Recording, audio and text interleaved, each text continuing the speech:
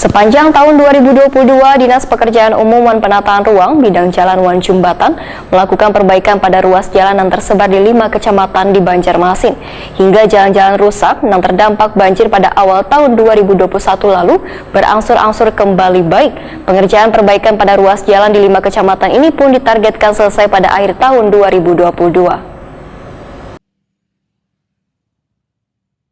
Sepanjang tahun 2022, Dinas Pekerjaan Umum Wan Penataan Ruang Bidang Jalan Wan Jumbatan melakukan perbaikan pada ruas jalan yang tersebar di 5 kecamatan di Banjarmasin hingga jalan-jalan rusak yang terdampak banjir pada awal tahun 2021 lalu berangsur-angsur kembali baik. Kepala Bidang Jalan Wan Jumbatan Dinas PUPR Banjarmasin Dedi Hamdani Wetakuni Primati Baisukan Jumat 21 Oktober 2022 mendahkan pengerjaan perbaikan pada ruas jalan di 5 kecamatan ditargetkan selesai pada akhir tahun 2022.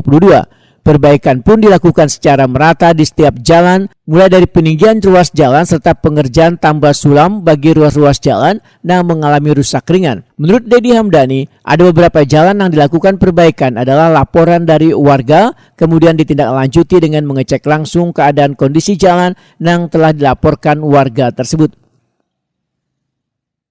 Oke, untuk yang kegiatan di bidang jalan ya di pekerjaan mengikuti perbaikan, peningkatan dan pembangunan jalan baru. Untuk tahun ini kita lumayan banyak tersebar di 5 kecamatan yang ada di Kota Banjarmasin. Insya Allah targetnya semua selesai di akhir tahun ini. Fokusnya semua sama. Jadi kita nggak ada proses, oh ini harus enggak. Kita tangani beberapa daerah-daerah yang memang permohonan dari masyarakat dan daerah-daerah yang terdampak akibat banjir 2021. Total anggaran kita di bidang kita membidang 167 M.